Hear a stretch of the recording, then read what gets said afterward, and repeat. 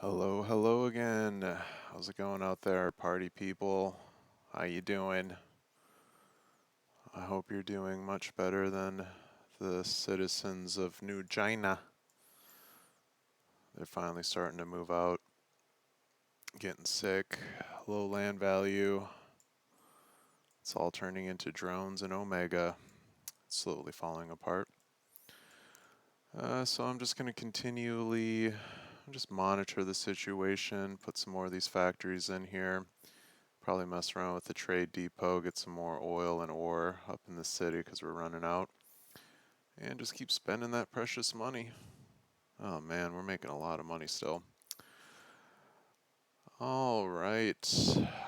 This talk I gave after a rewatch of Eyes Wide Shut.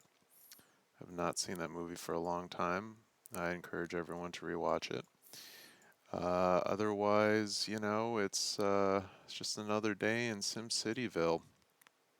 Some of these topics I might go a little bit deep, but if it goes too deep, just let it flow through you like Chinese food, as Ram Dass used to say.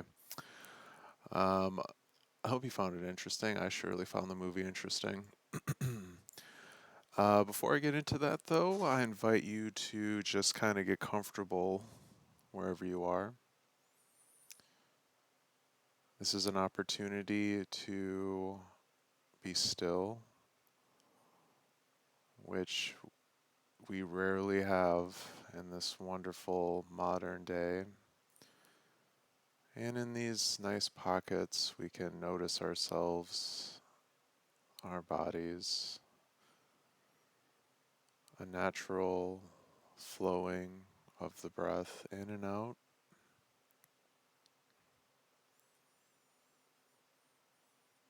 Feel free to close your eyes if you would like, if you have that chance,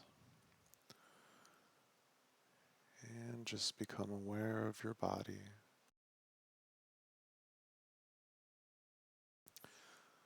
Become aware of this wonderful vessel that is breathing.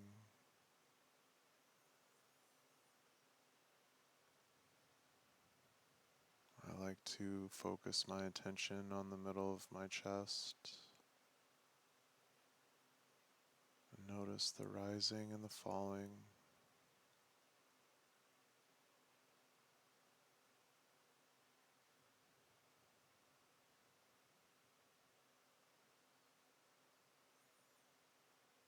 Sometimes I say to myself, rising, falling,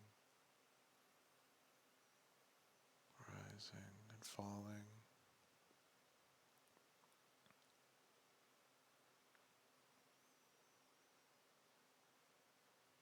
You can also point your attention to that space right beneath the nose.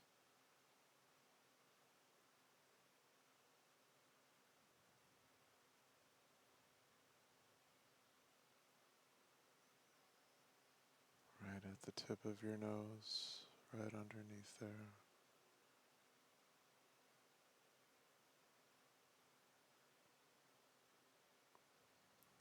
Allow whatever comes up to come up.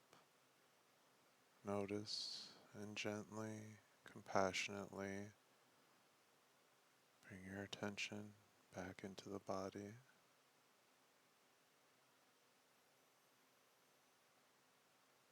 Rising and falling.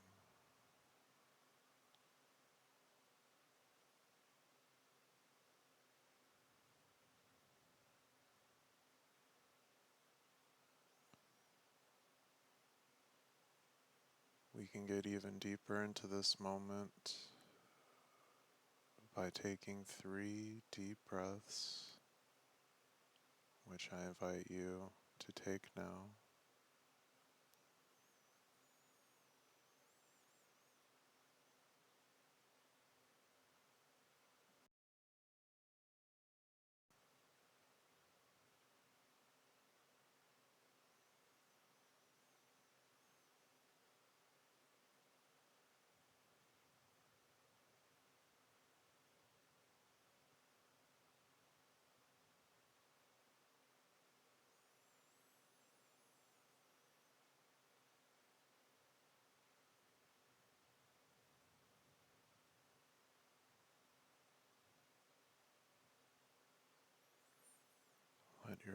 Just come back into the body, into your breath.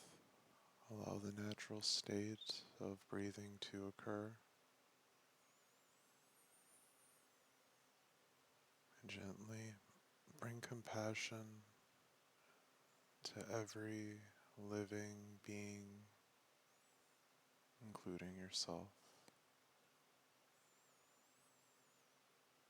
Have a wonderful, wonderful day, and I hope you are well.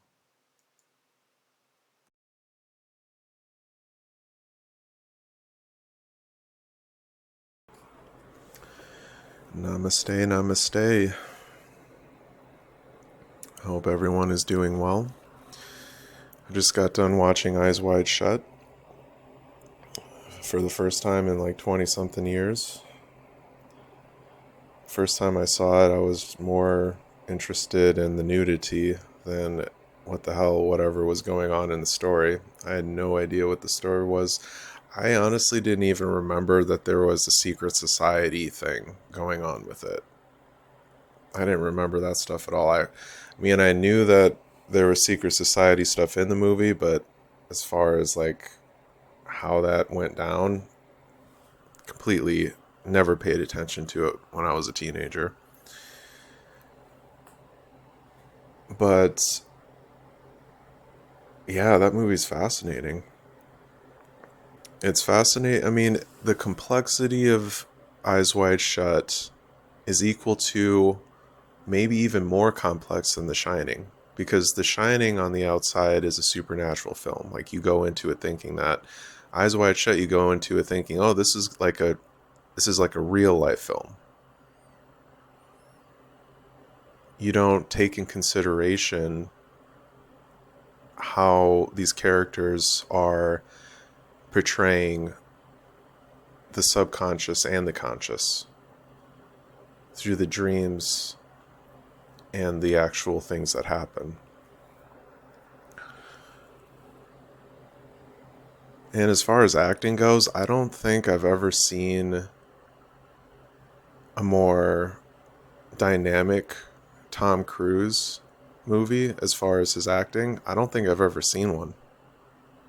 Like Magnolia, okay, that was good.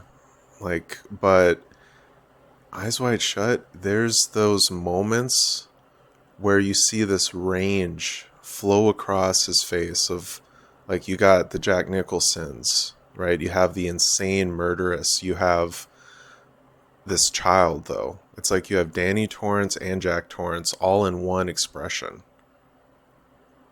It's a fascinating thing. And the characters themselves are written so Kubrick-esque. You know, like, Kubrick doesn't have... There's this almost unnatural... It's unnatural, but it's natural. It's like he's basically... Kubrick was the master at writing NPCs. Like, all of his characters are just acting in accordance to their given roles. And then Kubrick puts in some crazy scenario that the NPCs have to deal with, and they act exactly as they should. And through that interaction of the NPCs to this insane event that he writes up, you actually get a human moment.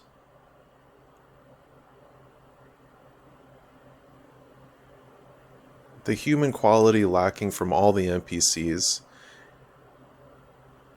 so it comes about through situations, the right situations.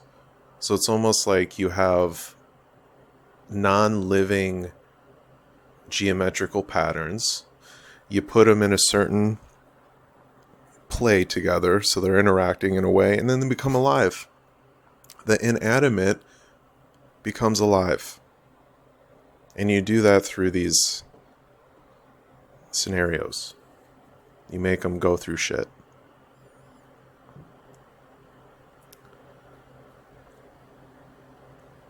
And this movie was just this wonderful process, this beautiful process of awakening, as far as I can tell. And the amount of complexity that Kubrick uses to like, what he shows is the relationship between above and below, between the subconscious and the conscious, the dream world and the reality world. Reality worlds, we're monogamous. We're all getting together. We're all having fun and smiley. Yeah, there's some dark stuff that pops up here and there. But, you know, that's something we just come to live with every now and then.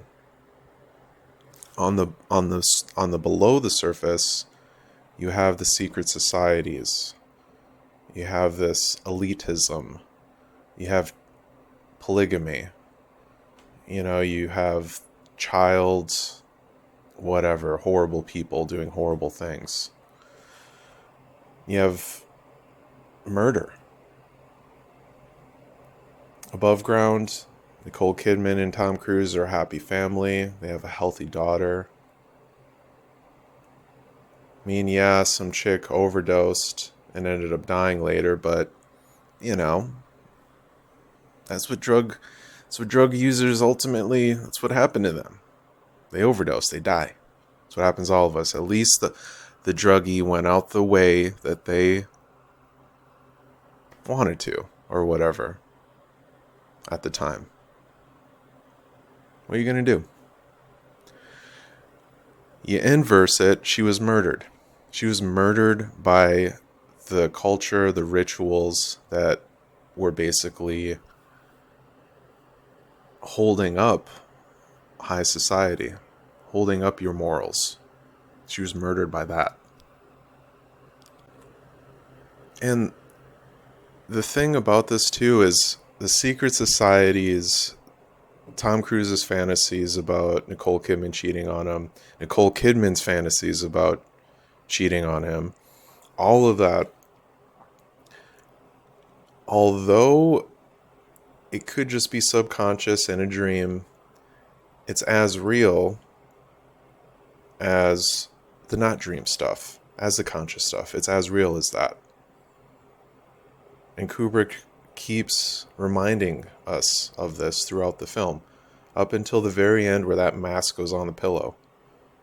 You know, you're like, well, the whole thing was based off of a dream that Cruise was having, or on his subconscious that, you know, was inflating this idea of infidelity. But then what's up with the mask at the end?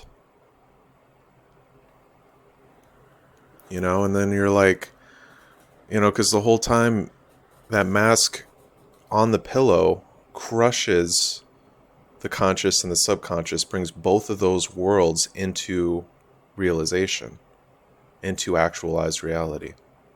Because before that, you just say, okay, the girl that was murdered from at that party was actually just the same girl who overdosed, that, and then that she ended up dying.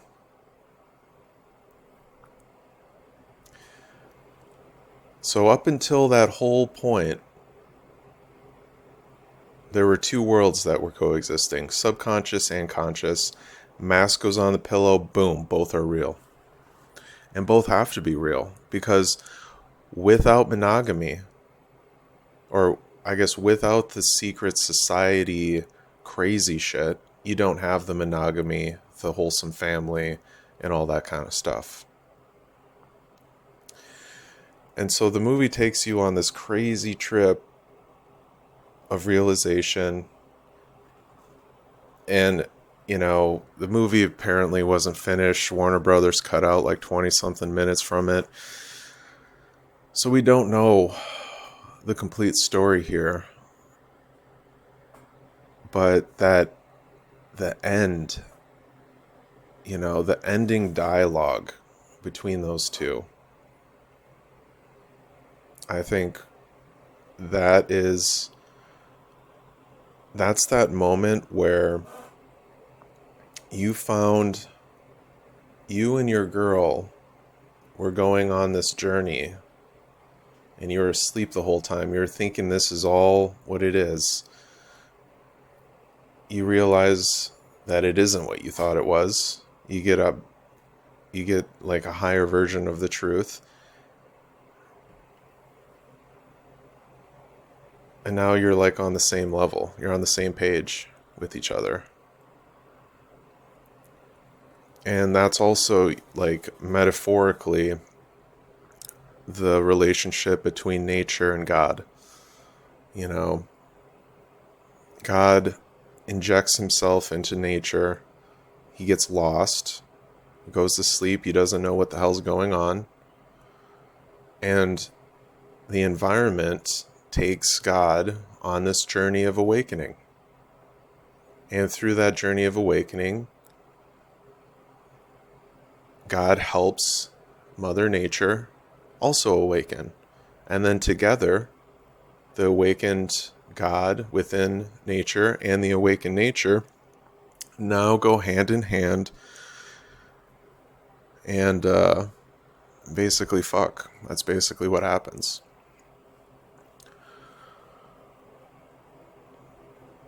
Definitely rewatch Eyes Wide Shut. It's an incredible movie.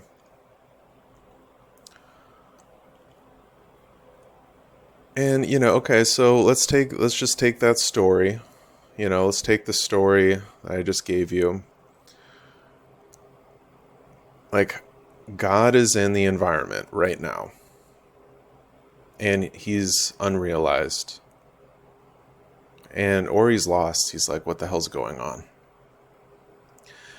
And nature, I mean, just the forces within nature want God to reunite with his beloved. That's what they want. And so how are you going to find God? Well, you're going to take an entity or a process that can see the entire environment as a whole and understand the aspects of that environment in order to spotlight or pinpoint where God is. And one of those tools, one of the ways we can do that is through humor, through the Joker. The Joker is the one who can locate God. So in this context, Joker is the friend. Joker is the protagonist. And the gatekeepers of secrets, those are the antagonists. People who want to hold down knowledge, information from becoming realized. The ones who are hiding God from the masses.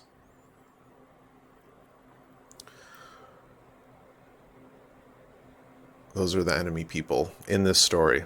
I don't have any enemies, by the way. Secret societies, whatever, you guys do your thing. I'm not trying to fight anybody. I'm not against anybody. It's just all story. So the story is God's asleep. He goes to sleep. He becomes awakened through the forces of nature and then expresses as best he can this realization. And then other beings can see that expression and awaken from that. And then the job is for the main character to just help other people awaken. And then after that, he goes back to sleep. And it's all this big cycle over and over again.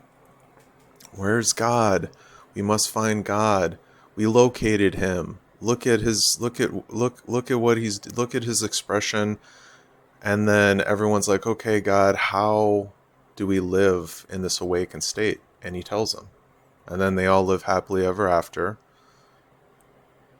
And then eventually it just gets so good that they go back to sleep.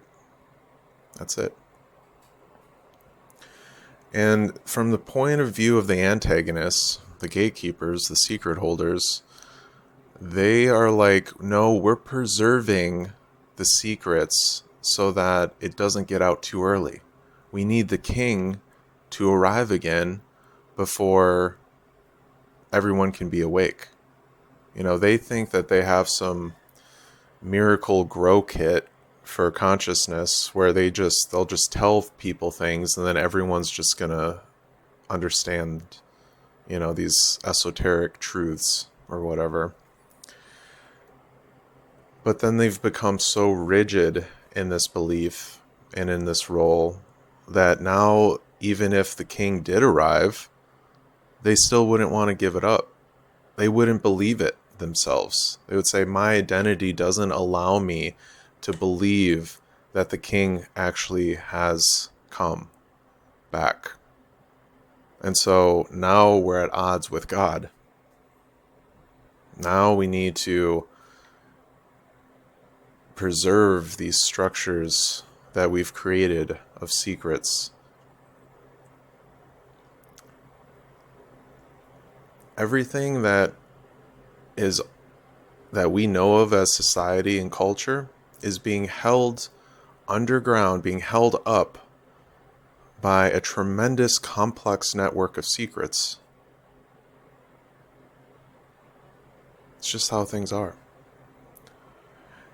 And then to bridge that gap, to collapse the known and the unknown, the secrets and the true and the known aspects of society, to collapse that into one tiny little point, that's very threatening to those people who are attached to one side or the other. You know, like if Tom Cruise in that movie was going along and then found out, well, this is what happened in the movie, and then he finds out that, holy shit, like secret society stuff, murder, all that stuff, that's really going on too. He is as threatened as the secret society would be. He's like, holy shit, I thought I was just like a normal doctor, a normal family man. No, you didn't make any of that up. Because you hold all of these beliefs, this fetish of monogamy, because of that, you have a whole bunch of other stuff that's holding that up with. That's another amazing aspect of that movie, is really going into the concept of monogamy and exploring that, you know, exploring that dynamic spectrum of passion or dispassion.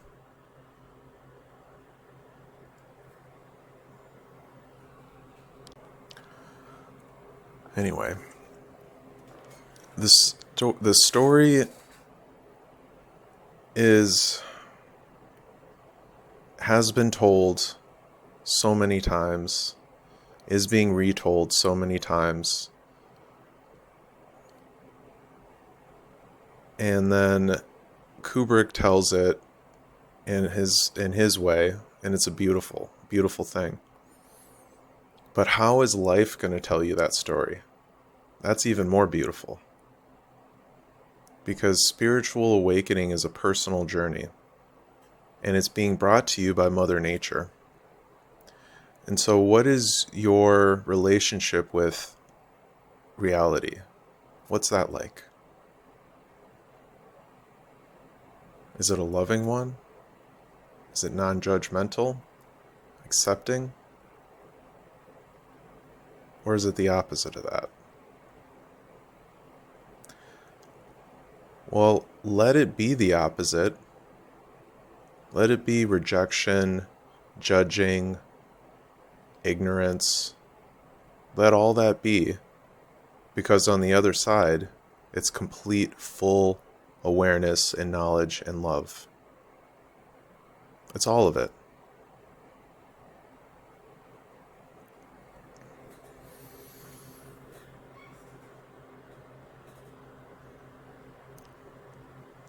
Reality is like a breathing ball. All things that happen, all things that didn't happen are on that ball. Once it becomes expanded, we become enchanted with aspects of the ball and a position inside of reality.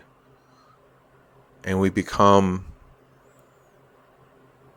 ignorant and even adverse. We to the polar, to the opposite of it. We say this happened, so the opposite of that couldn't have happened, and then reality gets collapsed down into a point of all possibilities, and then we realize that reality is contradictory because everything that could happen did happen, everything that didn't happen did happen. So what's reality? If two realities that are contradictory coexist together at the same time, what is reality? Well, you say, oh, that can't happen. Maybe it can, maybe it can't. Again, I am not telling a story that hasn't been told before or isn't being told right now. I'm just saying it in a different context. I think you can study cosmology, physics, and if you go deep enough, and you could, I mean, just science, you go deep enough with observations and all this kind of stuff, it's going to lead you right back to all the stuff I'm saying, which is beyond intellect.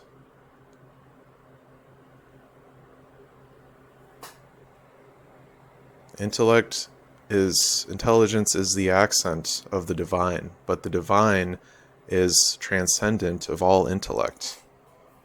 We're just trying to describe it. And it's confusing because we're taking a position in reality instead of having reality collapse inside of us and then accepting it is for what it is, which could be a whole array of possibilities.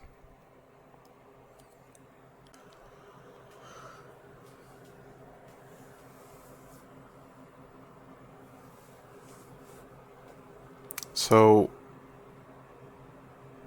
we can go back. I don't know if I touched on this in the last video, but I've been thinking a lot about how desires are the vessel for our energy or consciousness, whatever you want to use, to move through, which then shape our realities. So we have so many different desires. You can have good desires and bad desires. And through those desires, your consciousness will move and an energy will flow. And that will create the world you're living in. And so there's some interesting desires I was looking at, like the desire for sex. And the only way to be satisfied from sex is to just let that process happen. Because, I mean, ultimately,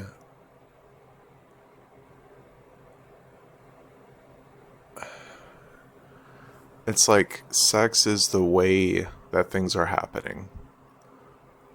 So it's this expansion and collapse. So you let the desire collapse right in on itself and then let it expand. You know, you're there with the energy as this process is going. It's a pretty wild ride. You're not attached to anything. You're certainly not pushing away abstinence either. It's just a process. And then there's also a desire for inaction. You know, like action is always happening. But then there's always inaction behind every action. It's like that rock underneath the flowing current of thoughts. The eternal, never moving, ever present peace that holds up all action.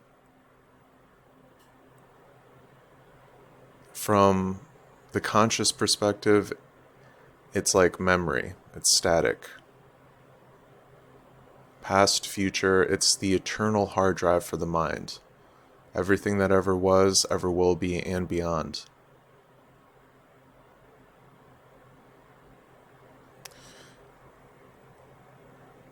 So when you're identifying with this witness, you can call it a witness, you're really identifying with inaction you see in every action.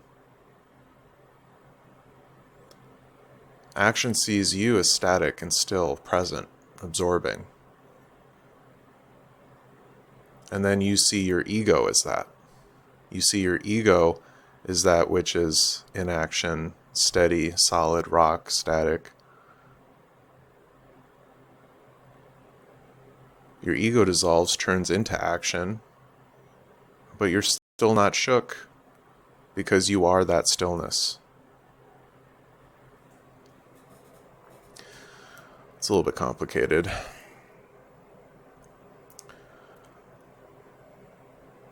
I think the another analogy would be in the Bible, that burning bush.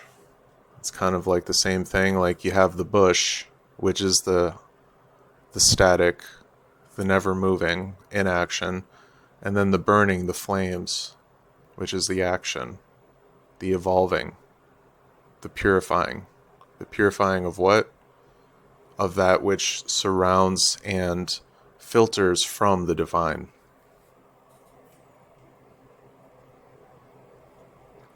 And then the way we see the fire flicker is basically sexual.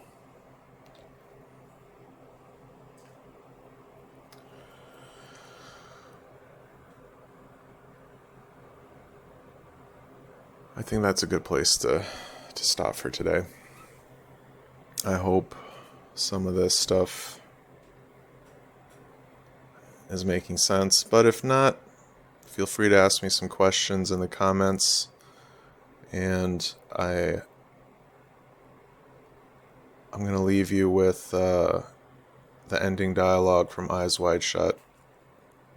I hope you all have a wonderful and enjoyable rest of your day. Namaste. Alice.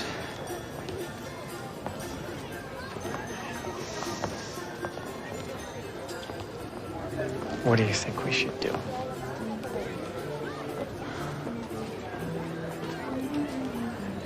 What do I think we should do? Look, Mommy. Hey.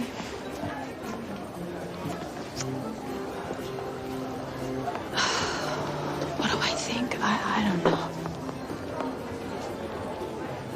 I mean, maybe Hey.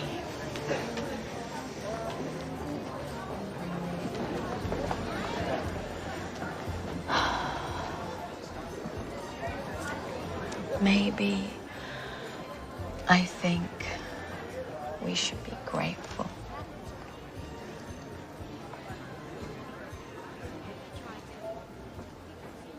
Grateful that we've managed to survive through all of our adventures. Whether they were real or only a dream.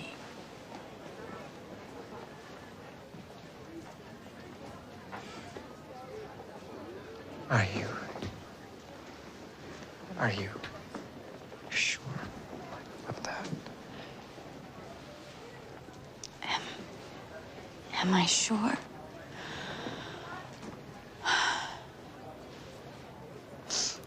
Oh.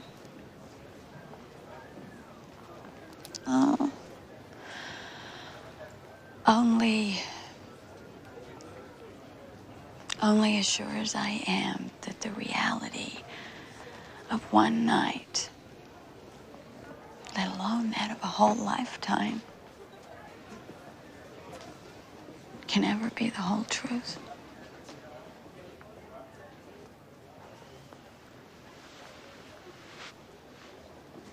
And no dream is ever just a dream.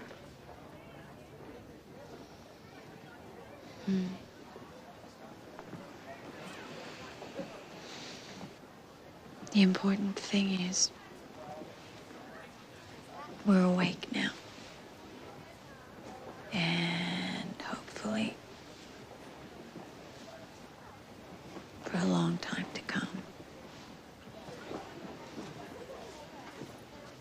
For forever. Forever. Let's not use that word. You know, it frightens me.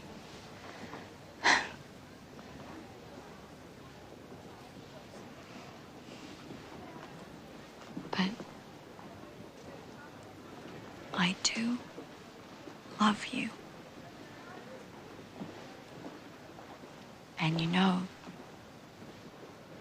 there is something very important that we need to do as soon as possible. What's that?